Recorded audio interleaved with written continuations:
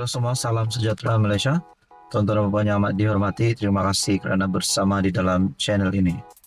Ini satu lagi pendedahan besar, pendedahan yang baru, yang pasti membuat Tun Dr. Mahathir dan kroninya serta penyokong-penyokong ATOK akan meroyan dan mungkin ada yang menangis. Ini satu pendedahan baru berkaitan dengan satu event yang dilangsungkan ataupun acara yang dibuat di Nikkei. Melalui satu perkongsian ataupun melalui satu maklumat yang saya dapat daripada FB page Prajurit Bangsa, apalah nak jadi pada Tun Mahathir. Katanya sayang pada negara tapi boleh pula buat kenyataan memalukan negara di pentas antarabangsa. Tun M mendakwa Malaysia kini ditadbir oleh seorang yang popular tetapi tidak tahu menguruskan negara. Entah apa tujuannya, tetapi arahnya jelas. Ia satu kenyataan jahat yang tidak berasas. Apa Tun M ingat dengan membuat kenyataan sedemikian? Anwar akan hilang sokongan daripada pemimpin-pemimpin dunia, atau selepas kenyataan ini dibuat, Tun M berangan-angan akan diangkat semula menjadi PM. Ini memalukan. Mujurlah dalam persidangan Nikkei 2024 ini, Tun M tidak bertembung dengan Anwar. Rasanya kalau berhadapan, tak berani Tun M membuat kenyataan sedemikian rupa. Cuma berani di belakang Anwar. Tun M jangan ingat mentang-mentang dulu Jepun tunduk kepadanya sejak daripada jawatan Perdana Menteri keempat. Tun M boleh sesuka hati mencemarkan imej negara. Zaman sudah berubah Tun. Berehat dan berundurlah. Tun perlu sedar, hari ini semua sudah beralih arah menyokong Anwar.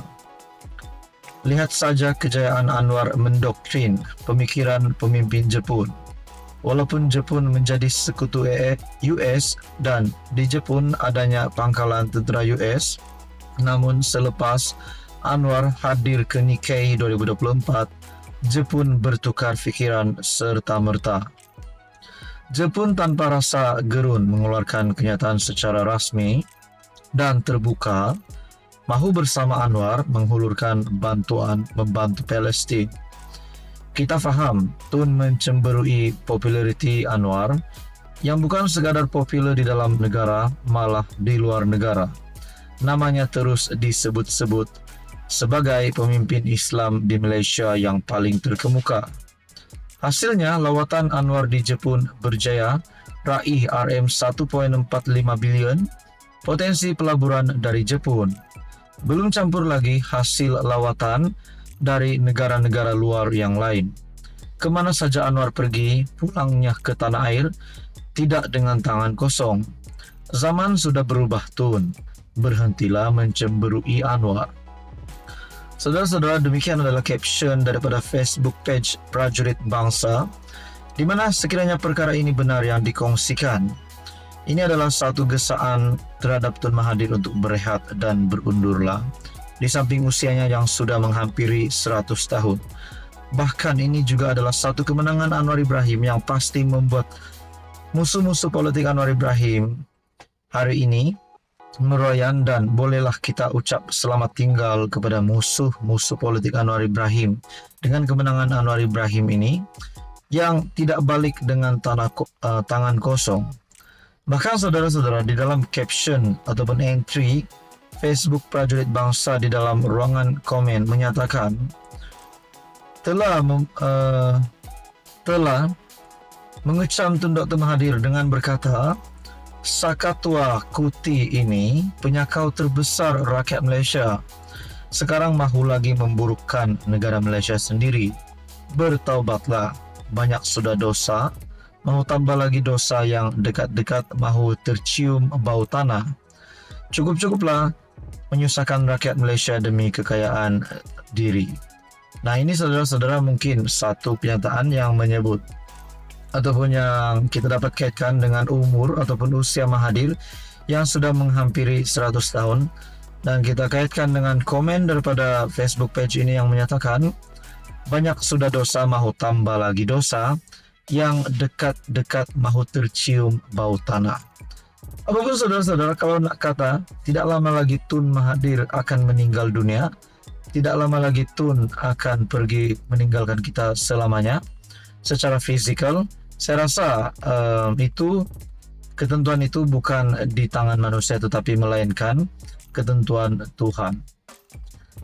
Nah, saudara-saudara, persoalannya adalah kalau nak cakap Tun dalam kenangan, Tun selamat tinggal Mahathir, kita boleh simpulkan itu, tetapi bukan secara fisikal, tetapi secara politik Tun Mahathir memang sudah tidak ada harapan lagi untuk menjadi Perdana Menteri. Nah, saudara-saudara, berkaitan dengan isu ini, apa komen Anda? Sekian saja. Anda boleh lihat di dalam Facebook page Prajurit Bangsa. Halo semua, salam sejahtera Malaysia. Selamat datang ke channel Fels Lifestyle. Terima kasih kerana masih setia bersama di dalam channel ini. Saudara-saudara, baru-baru ini menjadi buah mulut ataupun cakap-cakap ramai orang berkaitan dengan kontrak yang kita boleh katakan rundingan terus yang diperolehi oleh suami salah satu menteri di dalam Kabinet Kerajaan Perpaduan yang juga pemimpin Pakatan Harapan, yaitu Ahli Parlimen DAP Hanayo, di mana suaminya terlibat dengan satu kontrak di Selangor yang dikatakan diberikan secara rundingan terus dan bukan secara tender terbuka. Nah, berkaitan dengan hal ini, mungkin ramai yang bersangka adakah ini adalah salah laku yang dilakukan oleh menteri ataupun oleh kepimpinan Pakatan Harapan di dalam kerajaan Madani hari ini. Dan saudara-saudara, ini satu kenyataan yang perlu kita berikan perhatian sepenuhnya. Kenyataan daripada Ketua Pesuruhjaya SPRM Tan Sri Azam-Baki. Tiada salah kerajaan Selangor beri kontrak kepada syarikat suami Hanayo, kata Azam-Baki pada 27 Mei yang lepas. Suruhanjaya Pencegahan Rasa Malaysia tidak melihat sebarang kaitan pemberian kontrak projek rintis Demand Responsive Transit oleh Kerajaan Selangor dengan Menteri Belia dan Sukan Hanayo. Ketua Pesuruhjaya SPRM Tan Sri Azam-Baki menegaskan, setakat ini tiada sebarang kesalahan mengikut undang-undang dalam pemberian kontrak kepada syarikat milik bersama suami Hana itu. Saya tidak mengetahui lanjut mengenai kes itu, tetapi apa yang saya ingin katakan, sekiranya satu kontrak yang tiada kena-mengena dengan tugas pihak yang dibangkitkan, ia bukanlah satu kesalahan. Saya tidak nampak ia mempunyai kaitan antara Kerajaan Selangor dan Kementerian Belia dan Sukan KBS, tetapi ia berlainan sekiranya KBS yang memberi kontrak itu kepada syarikat berkenaan, kata Azam-Baki. Beliau memberitahu sidang media selepas majlis menandatangani laporan penambahbaikan tata kelola, penyelarasan dan pengurusan aset tenaga elektrik Malaysia. Minggu lalu, Exco Selangor Eng Zehan menyatakan Asia Mobility Technologies Sdn Berhad adalah satu daripada dua syarikat yang dipilih untuk projek perintis DRT. Kedua-dua syarikat itu sudah mendapat kelulusan agensi pengangkutan awam darat. Ketua Pegawai Eksekutif Asia Mobility ialah suami Hana, Ramachandran Muniandi. Mengulas lanjut, Azam berkata, berdasarkan pemerhatiannya dalam laporan media terhadap isu itu, projek berkenaan diberikan oleh entiti lain yang tidak mempunyai kena-mengena dengan Hana. Jadi, setakat ini, kita tidak nampak apa-apa kesalahan.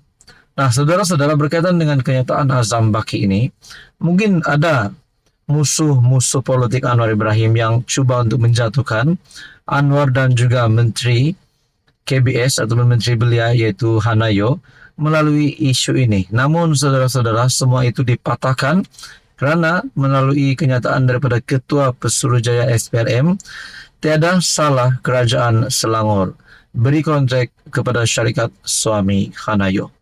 Sekian saja untuk kali ini, teruskan bersama di dalam channel ini.